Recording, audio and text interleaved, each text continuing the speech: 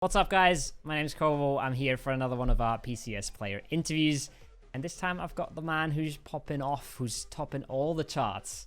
It's Tigleton from the Soniqs. How you doing, Tig? Doing good this morning. How are you? Nice. I'm doing good as well.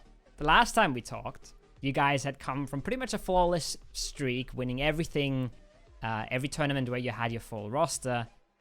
But now we're in a situation where the last tournament wasn't all that great for you guys. ESL 7th place. Probably not super happy with that. How's your mentality after that coming into PCS5? I definitely feel like we don't get a lot of breaks as players, so it's really hard for us to stay consistently at the top all the time. And this happened last year as well between PCS 3 and 4, but no one remembers it with DreamHack. There's been a couple minor events, like in the 3 minor events we played. I think we've come like 3rd, 7th, and 2nd, or something like that. Like, it's not the consistent results that you see in the majors, and all the major events I feel like we pop off. But I just feel like a lot of that's because we don't get breaks.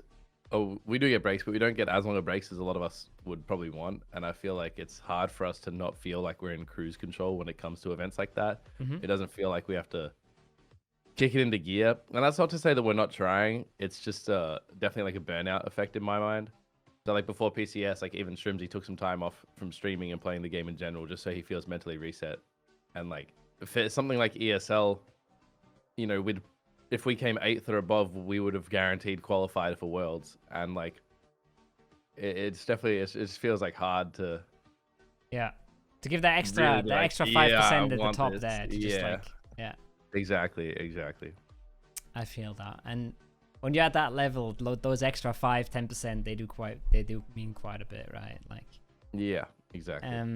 That leads very nicely to what I also wanted to ask, because now you're in a situation, you are one of the 2 teams, one of the very few teams worldwide, one of the 2 teams in Americas that is already qualified for PGC. How does that affect you in PCS5? Is that in the back of the head? Is that still a little bit of a motivation that's kind of missing for you guys because you're already at PGC? I mean, I think the prize pool in PCS5 is big enough that that's its own motivation. You don't really have to be like, oh, this is kind of a waste of time or something. You know what I mean? Like, this is definitely like absolutely worth our time. Like, the main motivation, I guess, at the moment is really just preparing for PGC because it's not far away. We travel very soon. And this is probably the best practice we'll get until we get there and we're scrimming against those teams. And like, we have to take this very seriously right now, just to make sure that we're the best prepared that we can be for PGC. And like, that's definitely the main like motivation right now for me. Like, obviously being qualified already, like you could look at it and be like, oh, like this event doesn't really matter so much other than just prize pool, but like it's still a major in my eyes and it's the best practice we're gonna get, so we gotta grab it with both hands. Cool. I'm gonna switch it over to some more game related questions. I feel like watching the games, I saw a little bit of you guys got your wins. You got some of them early. You ended up on 3 wins with a few games left.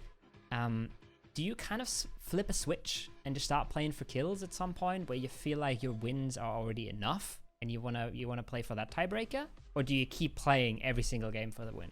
I mean, in the Americas region, it's not like out of the realm of possibility for Oath to win the last 3 games in a row. They've done that like countless times, you know, stuff like that. So I think that we do still play for the win.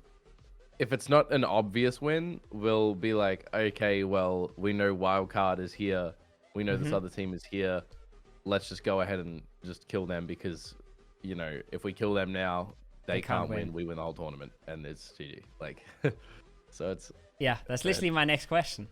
You guys were bridge camping in one of the last games. I think it was game 11 out of 12, and you ended up killing, I think, 3 of Wildcard, who were the team right behind you. Was that a targeted thing, or was that more of a we can camp this bridge and get some kills? So they actually dropped, I think, Severny that game, and their usual drop spot is Primorsk. So in our heads, because the plane path was still good for Primorsk, we were like, oh, Wildcard's in Primorsk. Immediately off rip, the circle popped, it's Military Island. Mime and I are like, we should get in our cars right now, drive to the cliff, and blow their boat up while they're driving past us. That was what Mime and I said. Like as soon as the circle popped, we were like, "Oh, we should blow the boat up, blow the boat up." And H1 was like, "Nah, guys, like let's not troll." And then yeah, so I mean, I don't think that camping the bridge there is actually like a bad strategy. I think it clears your back a lot. And like it just so happened that Wildcard didn't loot where we thought they did, and they drove into us, which is really unfortunate. I feel like they kind of double fate themselves out. Yeah. They thought Sonics might hot drop us here and ruin our chances, so let's go to this other place. And then we just played our game and run into them anyway. Like, yeah, it was a little rough. You called the right team for the wrong reasons, basically. Yeah, exactly. It was That's like unlucky. 2 + 2 and 2 × 2, you know. Yeah. So one thing that I couldn't help but feeling like watching PCS is that utility is a huge factor right now. And I think there's big differences in how teams use their utility. So my question is, with this format, when you have a team fight, how much utility do you use, and how much utility do you try to keep hold of for a fight later in the game? That's a hard question because that is entirely circumstantial. You never want there to be a time. The way I say it is, you never want there to be a time where you have a grenade in your inventory and you died and your team could have lived if you used that grenade. So I'm always like, if you see an enemy player and you think you can knock him with a grenade, then you should always throw it. You should never be like, oh, I'm going to need this for the next fight. Like, you'll get to loot them anyway. This happens a lot in EU. Like, this happened yesterday, for example, it was Galacticos, I think, versus BBL in the final circle. And like, I'm freaking out because it's a 4v4 situation and this guy has a grenade and 3 Molotovs and he died with them. And in my head, I'm just like, you know, if you have a 1 in 10 chance of just winning the game throwing a lucky grenade, why not throw it? You know, just at least get it out there. I think a lot of people preserve their utility a lot. With that being said, though, like Mime on our team, he always tries to carry like 8 grenades, like as many as he can. So, you know, we don't exactly have to be like, we can be pretty liberal, I guess, with our use. It's also that one random knock can just completely turn around the team fight, right? And you just blow someone up, he just steps on the nade, and suddenly you won. The amount of times that actually happened to us like 3 or 4 times in ESL, where it was just like RNG nade blows you up and you're just like, oh, well, unfortunate. Like, that's why we struggled for the wins. We actually, like, I wouldn't say that we slumped. Even though we came 7th in ESL, I wouldn't say we slumped because we top fragged both weeks and the whole event. We just could not close out games for the life of us in the ESL. It's also funny that we talk about dying with utility. I was watching some of the podcasts that Bizzle makes with Luke, and he was like talking about you dying with a nade in your hand like 3 times or something. So he was kind of like nagging at that. It's just rough.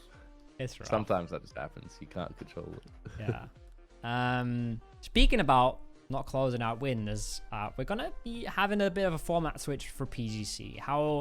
How excited are you to play some more super format again? Do you think it benefits you guys? I think the super format does benefit us, especially because we're expecting people to land Pachinki with us, and it's really hard to win a game when you're sharing a city with a team. Okay. If I'm like blatant, I don't think Liquid will contest us, and if they do, it's going to be an absolute clown fiesta.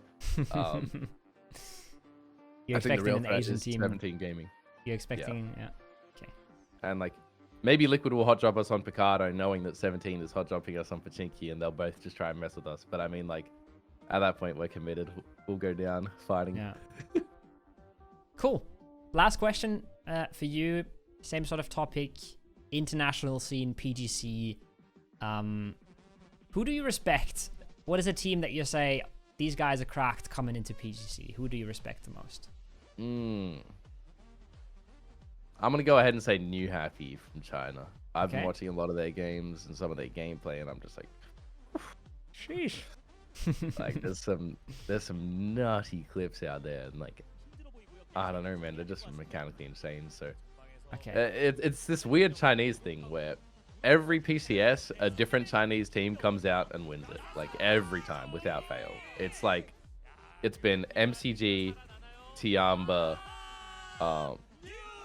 Triumphants on Gaming, and Pero, and now it's looking like New Happy won PCL. Like every single time, it's just a different new Chinese team comes out, and you haven't heard of them before or haven't paid much attention to them, and then all of a sudden they're like cracked as hell. Yeah. So like, I feel like New Happy is the new Chinese team doing that. They're ridiculous. that is it from me. If you have any more shout outs, if you wanna say anything to your fans or something, feel free. Thanks for watching, and I appreciate the support from everyone. And thanks to Dexerto for having me. I love having good conversations here. Always a pleasure with Kowo. Thanks for coming to the interview. Thanks for having a quick chat with me, and good luck in the rest of PCS TIG. Yeah, thank you.